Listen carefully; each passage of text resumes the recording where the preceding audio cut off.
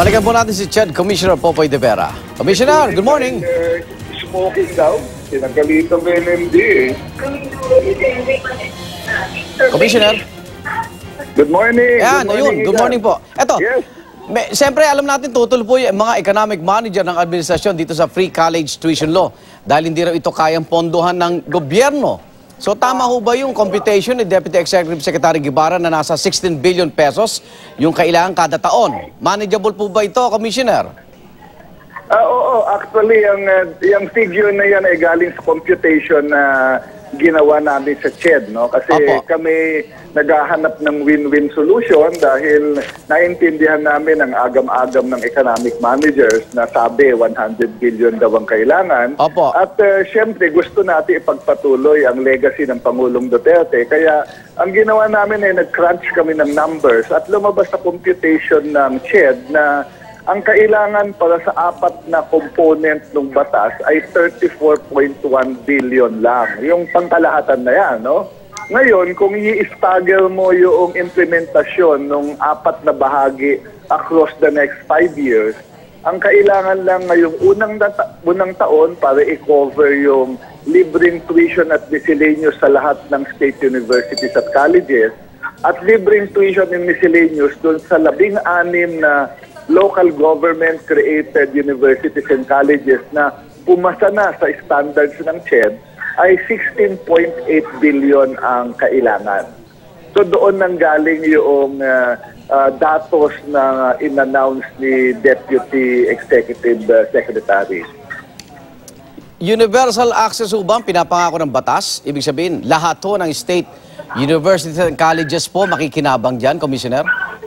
Yes, sa ngayon, actually, libre na ang tuition sa lahat ng SUCs, no? Kasi itong taon na ito, naglagay ang Kongreso at Pangulo ng 8 billion pesos doon sa budget ng CHED.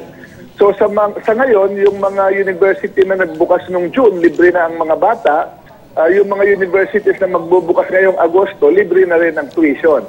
Ang mangyayari sa isang taon, madadagdag yung standard miscellaneous fees na kinokolekta sa mga bata. Yun ang dadagdag at saka dadagdag yung mga estudyante sa local government-created universities and colleges na pumasa na sa quality standards ng CHED.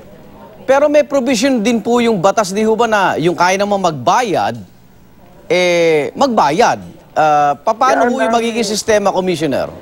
Okay, yan ang hihimayin natin sa implementing rules and regulations. Okay. No? Magkukonsulta tayo sa mga eskwelahan na merong socialized tuition system.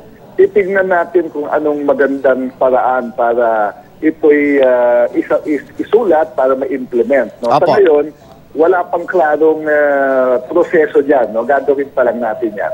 Pero ngayon umiiral yung pre-tuition, bakit daw ho may mga impormasyon ang UP nangongolekta daw? Tama ho ba ito, Commissioner? Nako, alam mo, ang UP merong problema at ayaw ko muna silang pakialaman at sila dapat ang magsolusyon yan. No? Kasi ang nangyari sa UP, mali yung sinabmit nilang datos sa DBM dun sa tuition collection nila nung nakaraang taon. Kaya ang binigay na subsidy sa kanila for this school year ay kulang dun sa pangangailangan nila, kaya sila nagpro-problema, no?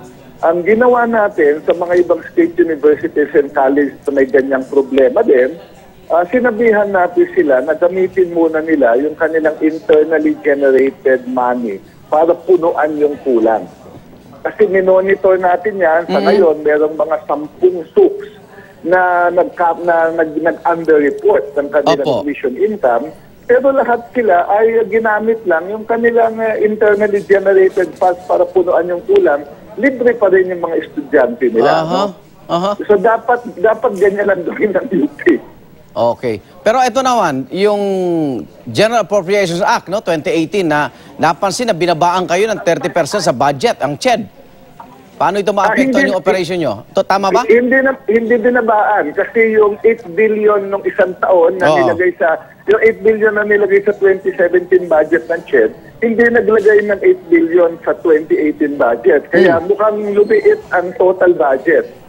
Tinanggal kasi yung 8 billion na dinagdag ng Kongreso for 2017. Pero pag titingnan yung regular budget ng CHED, ito'y Yung pa rin. lumaki ng kaunti.